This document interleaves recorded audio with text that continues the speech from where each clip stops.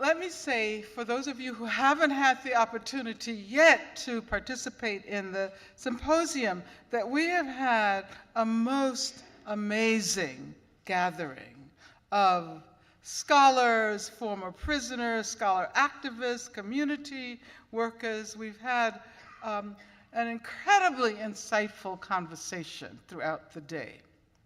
And as I was saying, this is an amazing historical conjuncture. It feels like a millennial moment. And if you remember, some of you are old enough to remember the transition from 1999 to 2000. And you'll remember that there were such great expectations. This was the millennium, and all kinds of things were supposed to happen.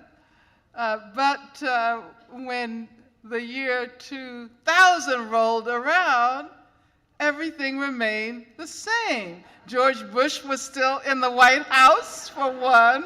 You remember that? You remember what an anticlimactic moment it was. So I see this, as historians say, as the end of the long 20th century. This is the millennial moment, marked in part by the election of Barack Hussein Obama.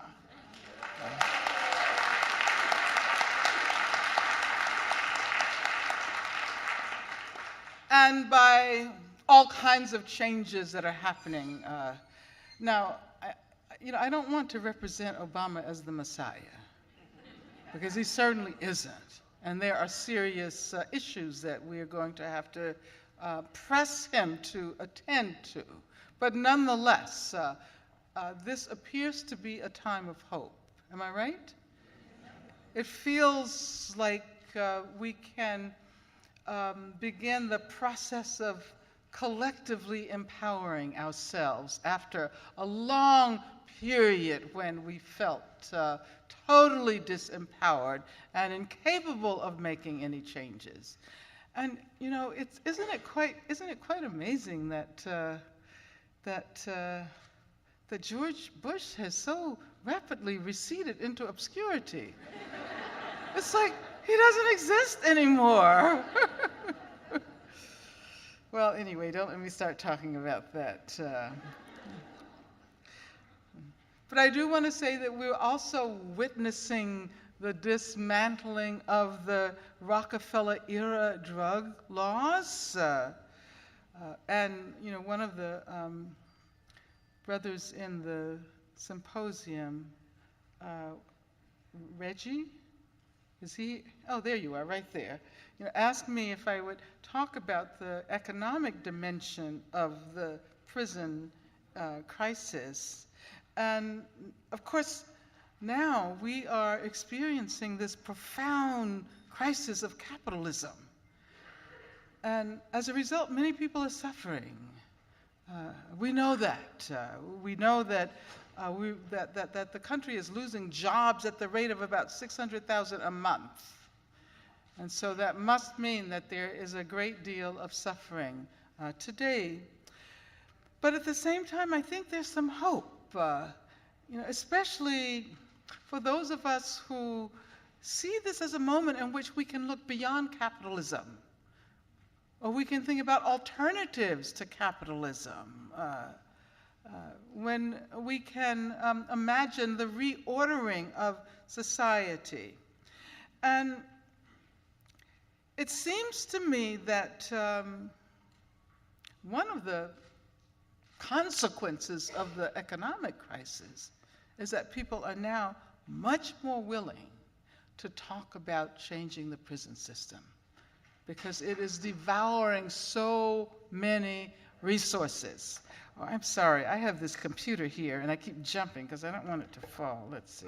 Oh, it'll work like that. There's an edge. And I was looking at that magazine that you get every Sunday called Parade? Parade, yeah. And your senator your Senator Jim Ware, he's doing a pretty good job. Yeah, you have, I mean, I think he could still go a little bit further, but he's on the right track. And so I went to the website to look at the survey in response to the article. And I was amazed that of the 4,000 people who responded, it was overwhelmingly in favor of radical change to the prison system. So that must mean something. There is a willingness to talk about decarceration, and we have to begin to urge a new vocabulary. So we have to say, instead of incarceration, we want decarceration. We're gathered here this evening to deliberate on the problem of punishment. We have reached a historical moment when once again punishment has become a problem. At least it is now being acknowledged as a problem at this time of severe financial crisis and the more generalized economic crisis, an economic crisis that coincides with palpable and collective expectations that the new terrain of struggle that follows the election of Barack Obama, that on this new terrain we can begin to forge new modes of justice. Now I want to pursue for a moment a theme that Deborah McDowell introduced in her introduction. She talked about Thomas Jefferson. I don't know, nobody else has talked about Thomas Jefferson during the day. So, you know, I was told when I came here that this was Mr. Jeffersons University. And it's,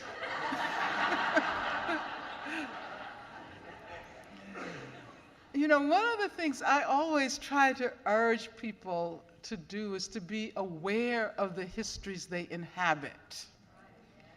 And as difficult as it may be to accept the fact that this is Mr. Jefferson's University, it gives us an opportunity to think about our history.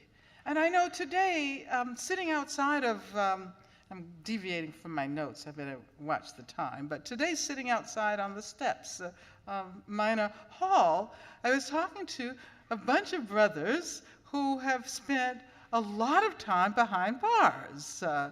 And one of them was saying, you know, I can remember this place when there were no black people here. You know, the legacy of Thomas Jefferson. And I said, yeah, but now that's changed.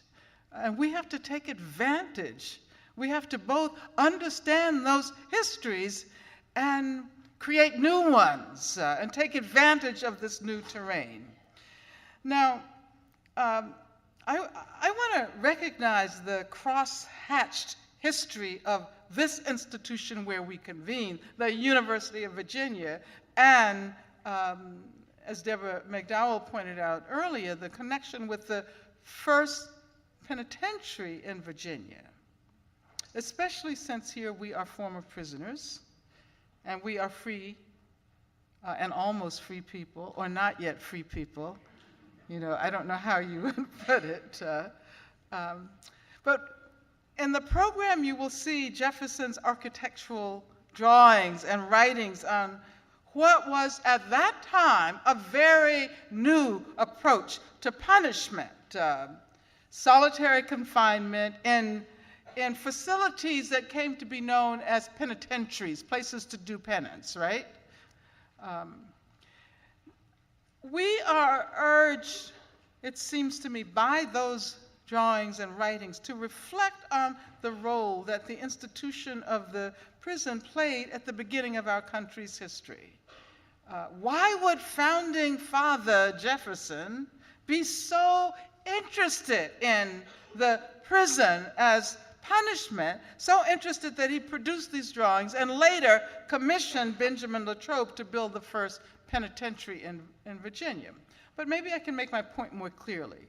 I've been on this campus for about a week, since Monday, and I've had the opportunity to walk around and have been totally impressed by the way the architecture here compels you to inhabit Jefferson's legacy, whether you want to or not. You know, those dormitory rooms on those rooms on the lawn and on the range. And I asked, there was a young black man who was going into his room, and I said, may I see your room?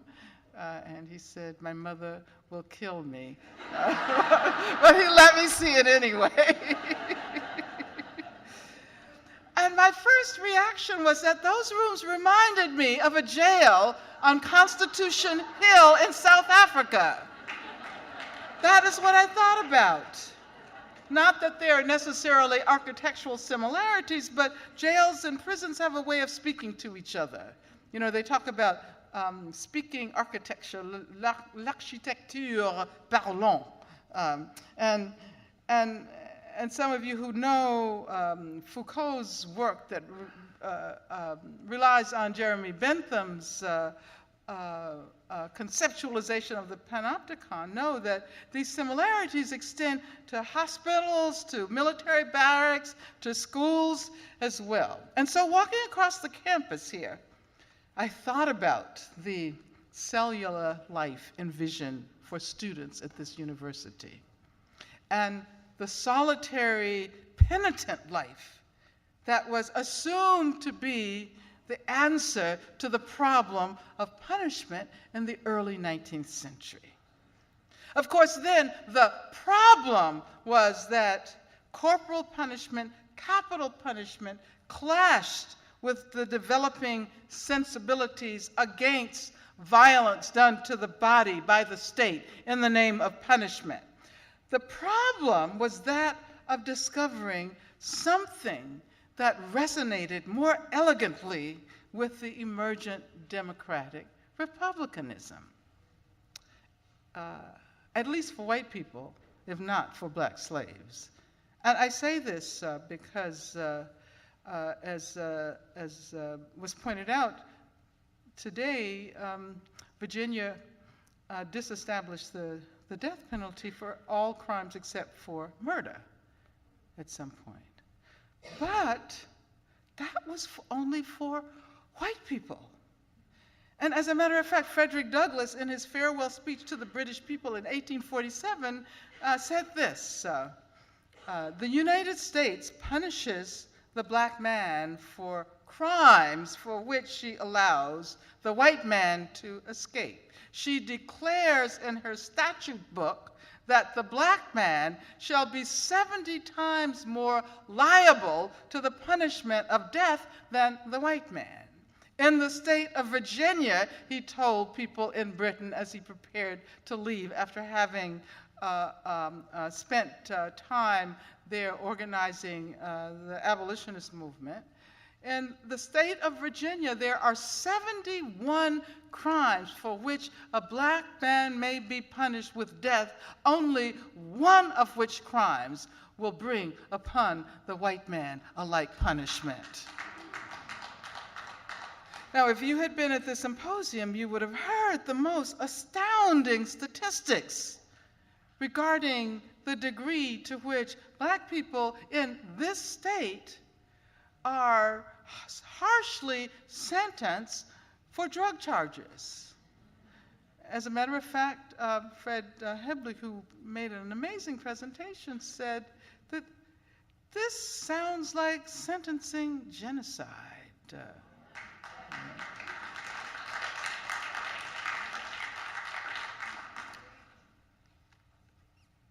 Let's see, I actually had a quote from Lydia Maria Child, who was an abolitionist as well, who, in a widely disseminated text, emphasized the disparities again in terms of condemnation for death. Black people were, in all of the southern states, subject to capital punishment at a rate that ranged from 9, 36, 27, etc., in relationship to white people. But I don't want to get too ensconced in those problems, although I think it's so important for us to explore the historical roots of the racial disparities that we still see today. But I can say that as critical as I am of the historical project of imprisonment as the primary mode of punishment, I can't help but experience a kind of vicarious excitement about the period when people introduced this new form of punishment called imprisonment.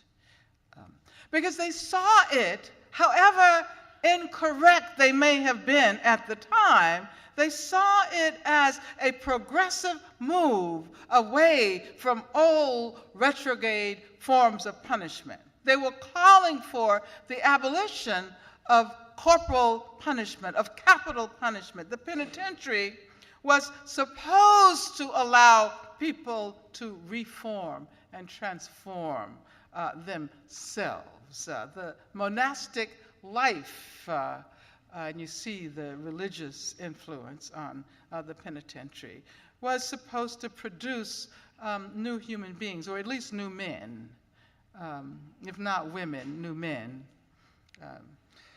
The penitentiary was supposed to be a move away from retribution.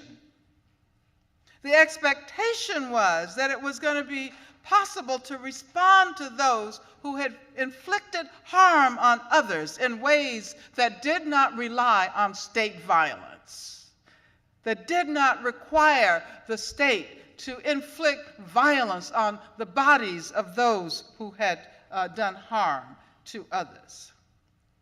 And of course, the architect Benjamin Latrobe, who designed the first penitentiary here in Virginia, is frequently characterized as a radical for doing that, as a radical reformer.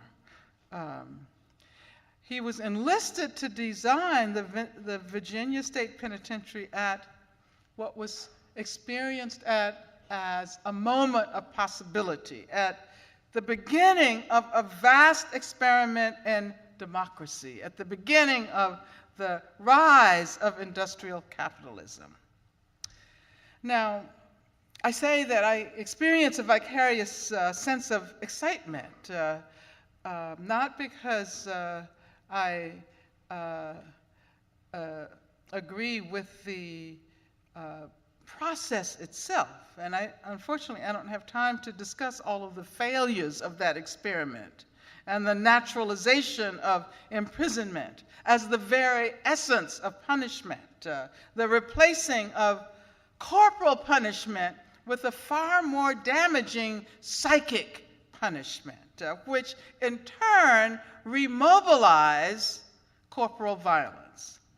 But I will say in summary that these new penitentiaries did not, and indeed could not, affect the rehabilitation they announced. Instead, the interminable quest for a solution to the problem of punishment produced ideologies of the everlasting prison, ideologies of the permanent prison.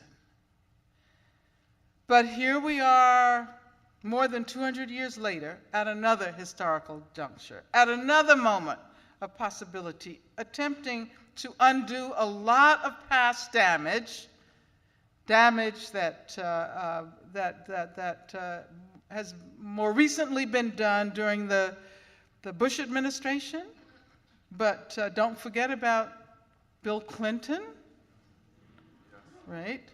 Because the Clinton administration really set the stage for the kind of repression that we now see in state and federal prisons. Now, here we are attempting to undo past damage and to imagine a future with fewer inequalities and a greater measure of justice. The problem of punishment confronts us, it seems, with at least the same force as it confronted those who tried to abolish corporal and capital punishment over 200 years ago. And so I want right now to introduce into our conversation the prospect of prison abolition. Prison abolition, the abolition of this institution. Because there's a sense in which the institution itself produces fear. I mean, we can't imagine being safe. Many of us can't imagine being safe with prisons dotting our landscape as they do, but we can't imagine feeling secure without prisons. So we have to be bold here. We have to be really bold. Ruthie Gilmore, in the last conversation, in response to comments about felon disenfranchisement, because a lot of the participants in the last roundtable have been permanently disenfranchised and will only regain the right to vote if the governor sees fit. And so her point was, well, you know, let's ask for as much as we can. Let's ask for everything. Let's just be bold. Let's be upfront. Let's call for suffrage for everyone. It doesn't matter if you're in prison. Let's call for polls in the prisons. Polls in all of the prisons. So I want to say, you know, let's go the whole distance when we're talking about prisons. Let's talk about getting rid of the whole system and thinking about new, more productive modes of addressing harm that people do to each other and to communities. One of the things that's been so exciting about this extraordinary symposium is that everyone thus far has linked their deliberations with the persistence of racism. And I want to frame my comments in such a way that permits us to understand our intellectual work, our activist work, to solve the prison crisis as an explicit challenge to the work that racism continues to do in our worlds.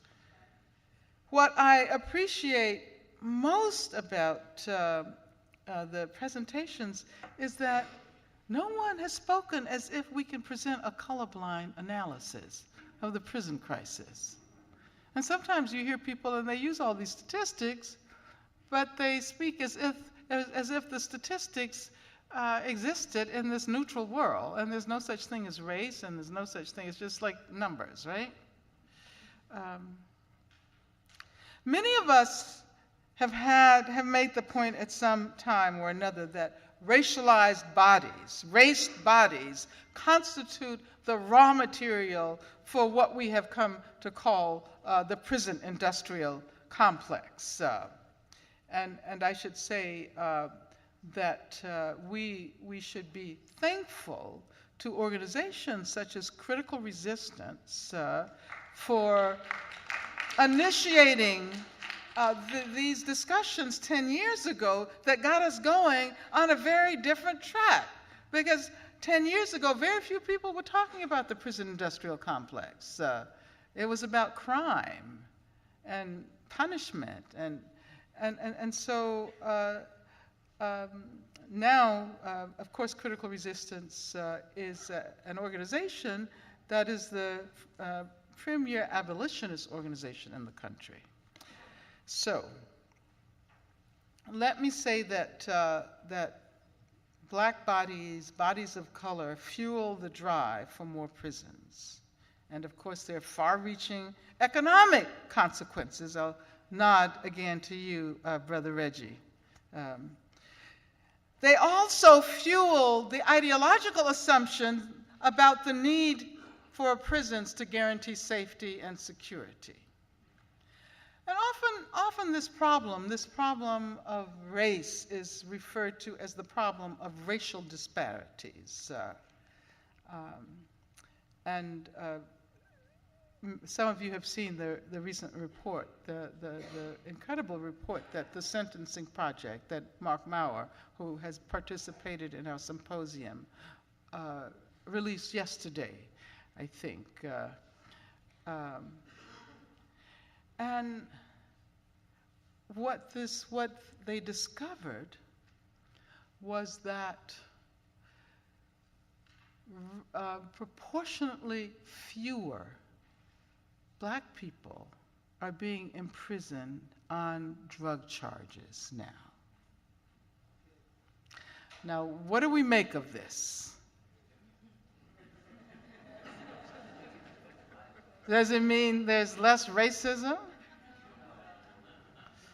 Okay, I want to put that in parentheses and talk about that in a few minutes. But before I do, I want to refer to a couple of other reports that have come out. You remember that Pew report that came out, not the most recent one, but the one that came out last year that told us that 1 in 100 adults in this country was behind bars. I happened to be speaking in London at an event organized by the mayor of London. It was an International Women's Day last year, just right after the report was released. And I spoke about that.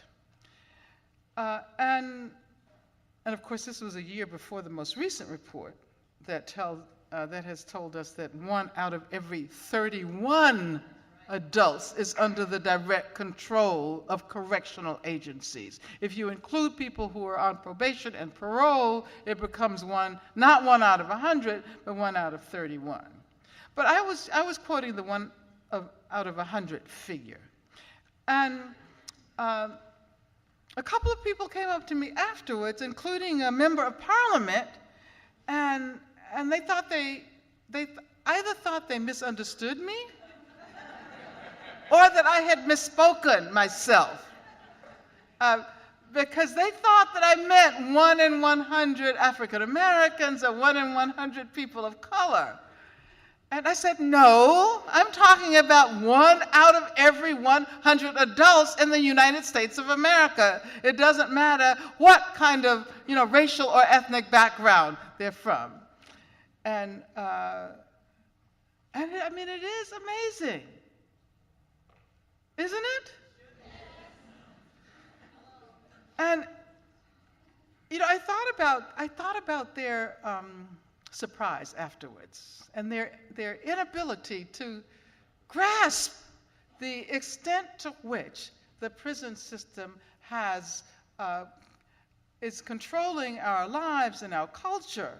And I realized that what was inconceivable was the extent to which racism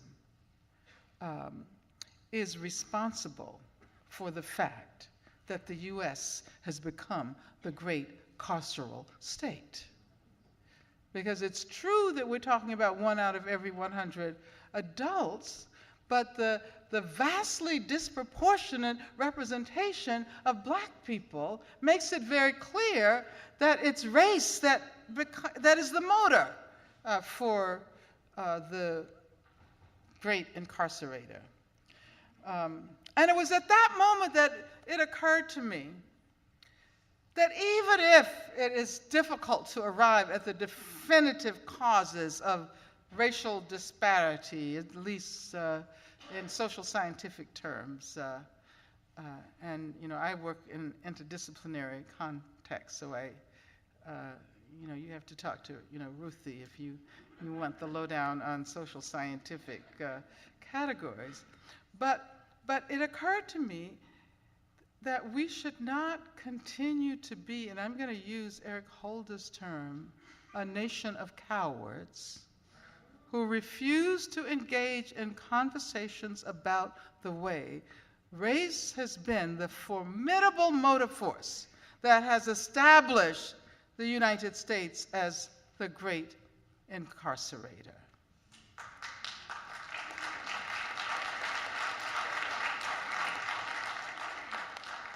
Now, if you saw the title of my talk, I included surveillance in the title of my presentation, because it seems to me that if we consider the fact that some people in some communities are safe to commit acts that, if they were discovered, would result in penal sentences, that there's something about the extent to which communities are subject to surveillance that determines who gets to go to prison and who doesn't. And, you know, some people, for example, are safe to use drugs, for example, to traffic in drugs, because their communities are not targeted by law enforcement. But then others live in communities where it is unlikely that anyone will ever fully escape the surveilling eye of the police. I mention surveillance because the insertion of this factor into our deliberations compels us to challenge the logic that links imprisonment to criminality. The impact of surveillance leads us to assume that young black men are always already criminals. That is to say, they are criminalized, whereas young white men who do the same thing, who engage in the same activities, totally elude this net of criminalization. You know, some might argue that the recent sentencing project report on the declining proportions of black people in state prisons on drug charges, that militates against this idea that hyper-surveillance is largely the cause of the large numbers of people of color behind bars. You know, and some people have responded by saying, well, this represents a shift in drug use. You know, that black people used to use a lot of crack, and they don't use a lot of crack anymore. I mean, can you believe it? An expert, read the New York Times article, responded to the report in that way. And most of us know, most of us are aware that there are no great disparities in drug use across racial boundaries. It's about the same in all communities.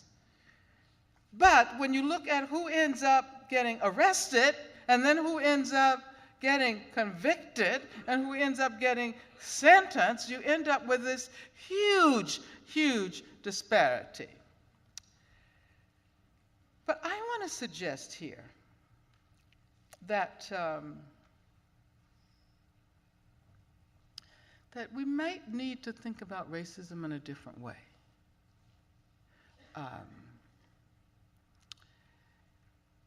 If the surveillance has shifted so that more white people are caught in the net.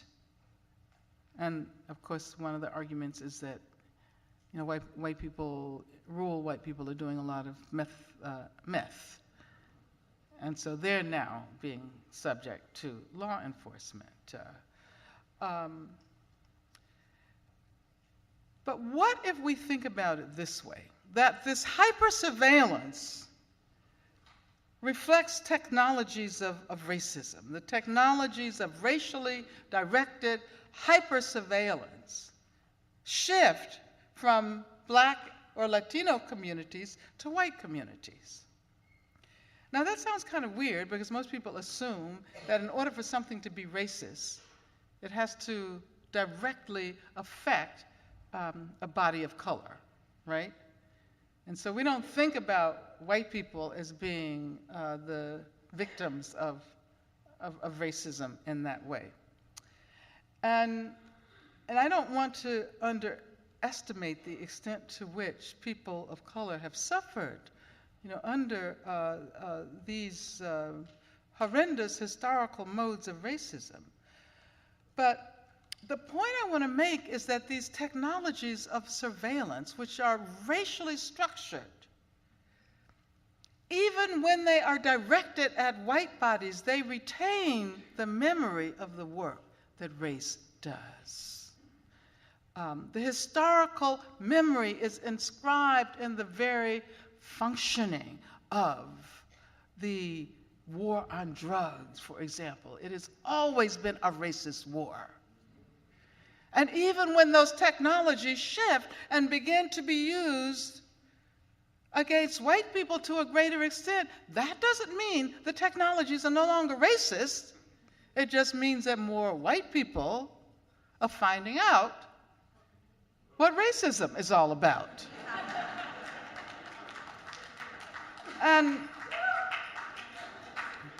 you know, I often like to use the example of the death penalty as a racist instrument.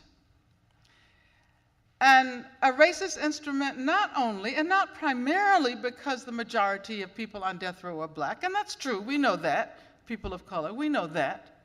But if you look at the history of the death penalty, you see that capital punishment has, within the very way that it's structured, the historical memory of slavery.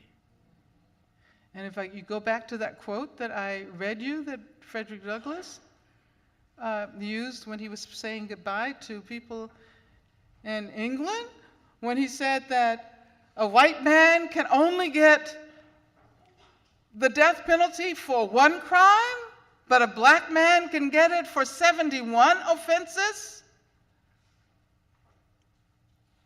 If we think about the fact that at the beginning of this experiment in democracy, I really have to say capitalist democracy, you know, because I you know, very much believe we need to envision a future of democracy, but not the kind that has existed for the last 200 years. And at that moment, the introduction of the penitentiary was supposed to lead to the abolition of capital punishment. And that's what the campaign was about. It was about getting rid of violence done to the body. And they almost did it, at least for white people. But the fact that slavery became a haven for capital punishment, the fact that black slaves could be sentenced to death for a whole range of behaviors, meant that the death penalty had become an instrument of slavery. And later, of the black codes during the post-emancipation era. And then we can trace the way in which it becomes reincorporated with its racial inflections into the generalized law of the land. And so today, when people ask in Europe, how is it that you still use the death penalty routinely? They can't understand it. It makes no sense. The only possible explanation is that it continues to bear witness to the degree to which we live with slavery. We live with the legacies and the sediments and the memories of slavery. And so when a white person is put to death, that white person is a victim of a racist mode of punishment. So I think we can make very similar arguments about the problem of punishment in general. So I would say that if it were discovered that fewer numbers of people were being caught in the nets of the drug wars, then we might talk about the erosion of the structural forms of racism. But you see, it's not fewer numbers of people are being arrested on drug charges, it's just more black people and fewer white people. Now, let me check and see how long I've been speaking. Oh, it says I have 5 minutes. Oh my God.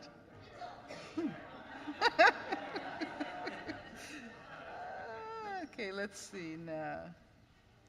Shoots, and I'm only on page, well, anyway. I know we want to have a nice, rich discussion. But let me say that I emphasize the point that surveillance is more important than the actual commission of crime in determining who gets to go to prison and who doesn't. I mean, how did Madoff, how is it possible? How was that possible? You know? Well, don't let me get started on that. But I'm saying that I'm emphasizing the point that surveillance is more important than the actual commission of a crime in determining who gets to go to prison and who doesn't. I'm not emphasizing it because it's an original idea. It obviously is not. It should be a very common sense perception if you think about it. But the immense ideological force of the logic that is congealed in the prison leads us to assume, before we even have an opportunity to think about this issue, that black people, for a range of reasons, have greater proclivities toward criminal activities than white people, simply because of their overrepresentation in prison population. And many black people believe this too.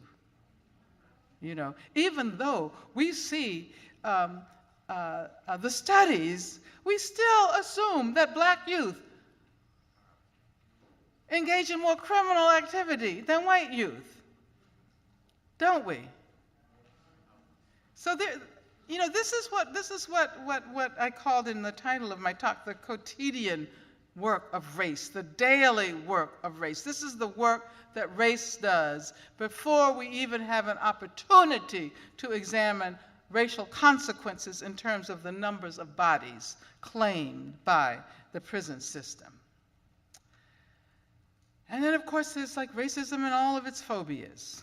Racism has been constructed in part by a range of moral panics with respect to black people. The fear of free black bodies in the aftermath of emancipation that was in part contained by institutions such as the convict lease system, tenant farming, debt peonage. These fears were reproduced and contained by these institutions and by various strategies of criminalizing blackness. The subterranean phobias that provide self-evident justification for the treatment of poor black people and people of other racial and ethnic backgrounds have never been the subject of public conversations. And even when Katrina happened, and we had the opportunity to do that, many people, black people included, looked at those images and, you know, with disbelief. They don't even look like Americans. They look like Africans. How many people did you hear say that? All right. And it seems to me that if we try to understand why it has taken us so long to stand up and oppose the expanding prison populations, the emergence of a prison industrial complex, the more than 2.3 million people who are in prison on any given day. Let's remember, we're only talking about on one day, because people go in and out. So the numbers are far greater than that. Now, why have we not mobilized against the encroachment of prisons into the areas of our lives that, like education and housing and, you know, all of the resources that we might have needed to create a society in which people did not need to move along a trajectory that would lead them into prison, were absorbed by the prison. And so we've had this institution that has reproduced itself, that has guaranteed its own expansion. And, oh, there's my timer. It says timer done, so, okay. let me see if I can move very quickly through the last points. What I was about to say was that our failure to speak out against these expanding prison populations was in part based on a fear of confronting the work that race does in our everyday lives. And, I was going to talk a little bit about Obama and, the fact that throughout the campaign, we couldn't have a conversation on race. We couldn't talk about what was happening with the prison system.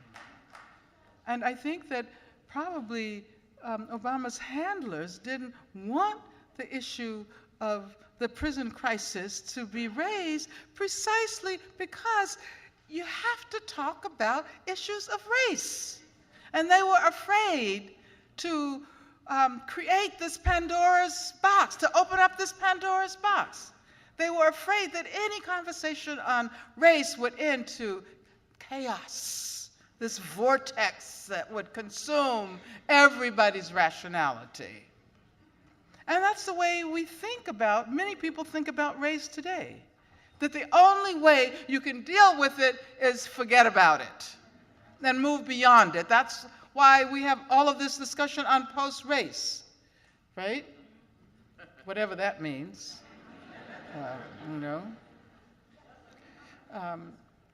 Why is it so difficult to name the practices, for example, of the prison industrial complex as racist?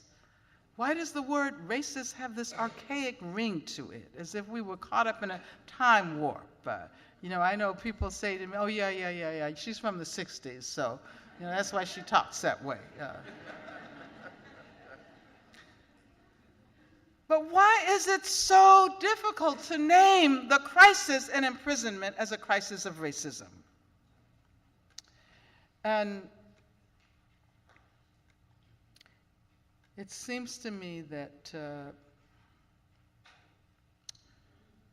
laws have had the effect of, because there have been a lot of, laws, anti-racist laws that have barred racist discrimination, and they've had the effect of, in many ways, privatizing racism, privatizing it, individualizing it.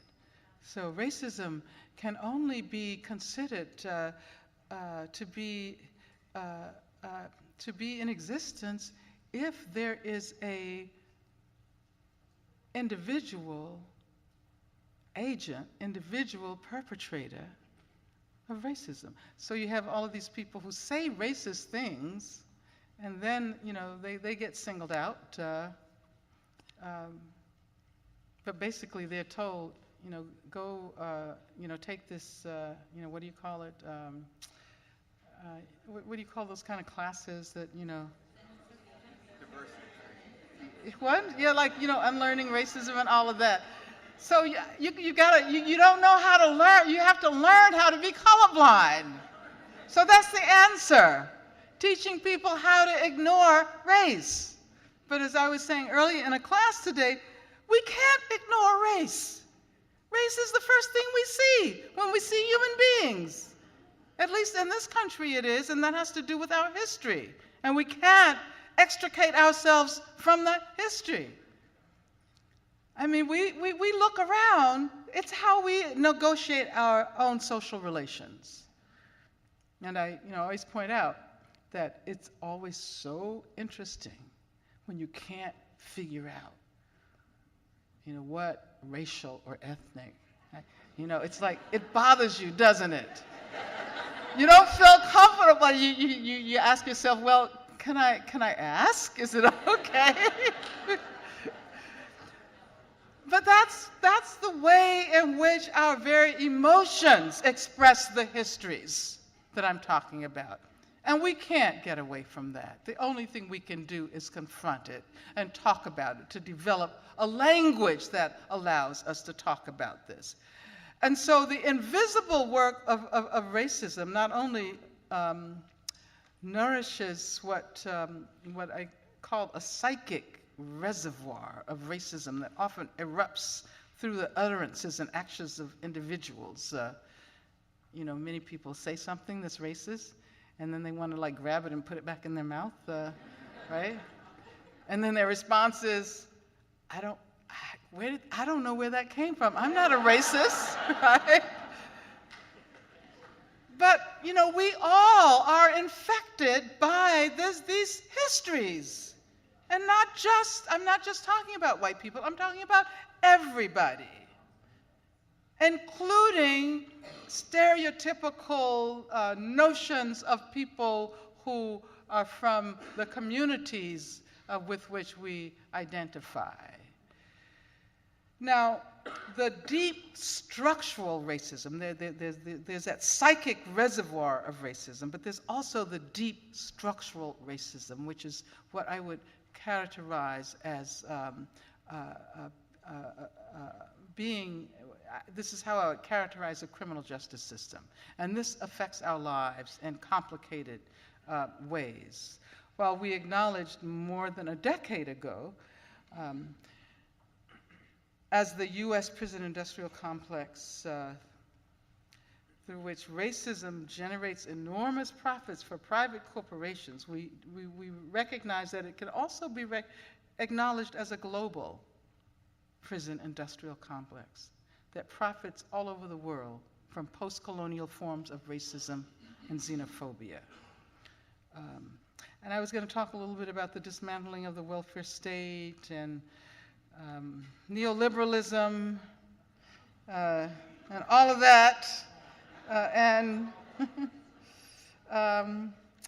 the fact that the deep structural life of racism bleeds out from the U.S. criminal justice system and is having a devastating effect on the political life of this nation and all over the world.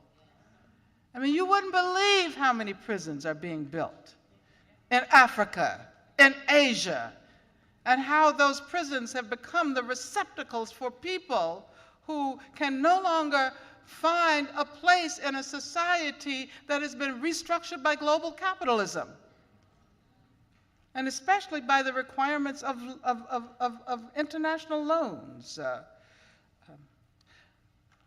I also want us to recognize the extent to which gender domination shapes the prison industrial complex, so that when we talk about abolition, we also have to talk about the abolition of gender domination.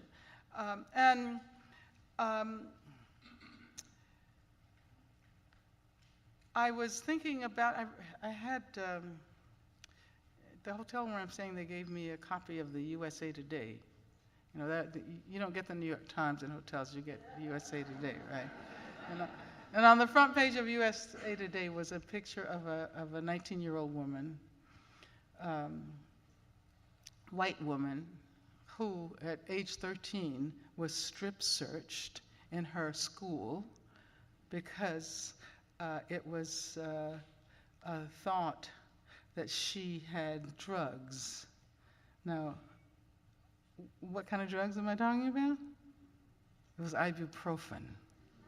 They were looking for ibuprofen, and they forced her, they took her to the nurse's office, made her take off all of her clothes, forced her to part her breasts and open her legs, and her mother filed suit. In any event, the point I'm making is that this violence, this sexual violence, emanates directly from the routine practices of prisons. And if we look at what's happening with women in prison, we see the connections, we see the circuits of violence, we see the relationship between intimate violence and state violence. This is why it is so important as we do this work not to assume that we can talk about the vast U.S. prison system as only a place inhabited by males. It's true that men constitute the overwhelming majority, but if you look at the populations of women, you begin to get an insight that you wouldn't necessarily get if you confine your observation only to men. And then, of course, we're talking about men and women. What about transgender people? Trans people are the most criminalized.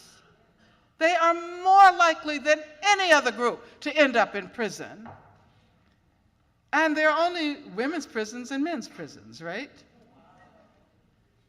And the prison relies on classification. So how do they classify the gender of people?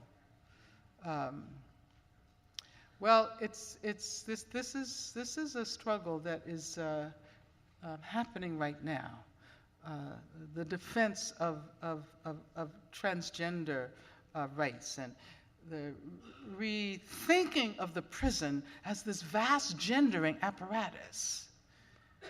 And so when we talk about abolition, we're also talking about abolishing the role that the prison plays in shaping the ideologies that we inhabit on a daily basis, such as gender, such as the binary character of gender.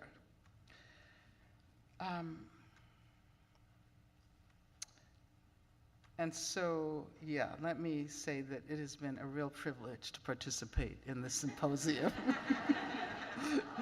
And as we await, I have just a little bit more to say, and as we await more thought-provoking presentations tomorrow, let's get the word out. Let's encourage everybody to get the word out to Washington and throughout the country that we need now to push for abolitionist strategies. We have to talk about prison abolition. We have to say, we have to make this demand. Now, whether or not we're successful, we still have to make it. We have to say that we do not want another prison to be constructed in this country. Not another prison, public or private. And all of the states should follow New York. We should support all efforts to overturn mandatory minimums and 3 strikes.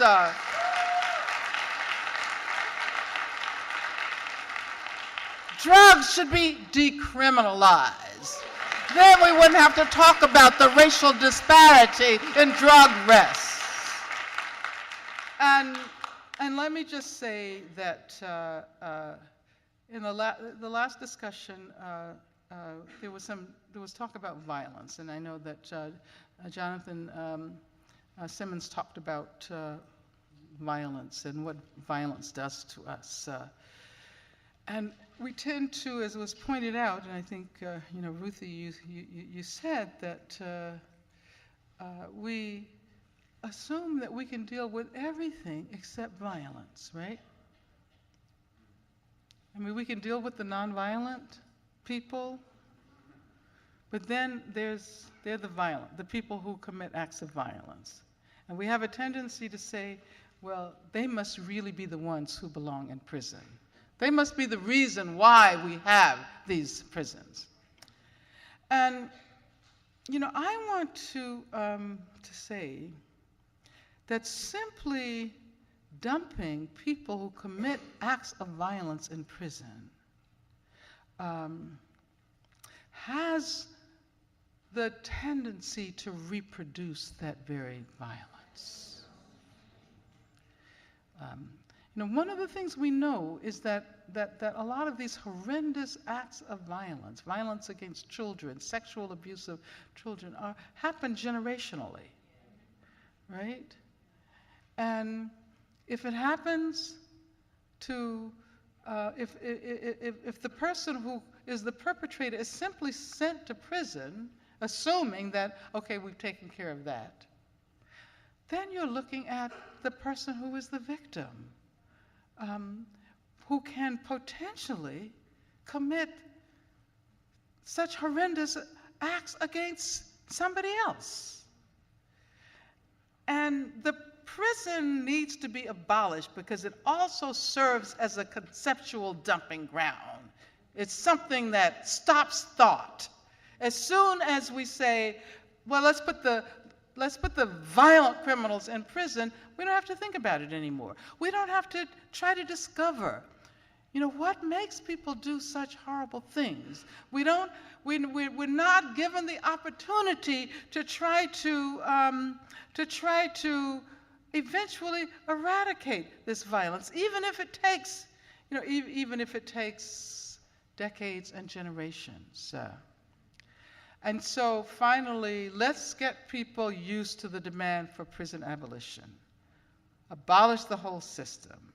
And while we're at it, let's abolish the educational system as well. So that we can start anew, building a school system that truly attends to children's needs and their potential and their passions. And in the process, I think we will create a new social terrain where I am convinced punishment as a problem will begin to recede further and further into the past as the future takes on the shape of our dreams of freedom and justice. Thank you.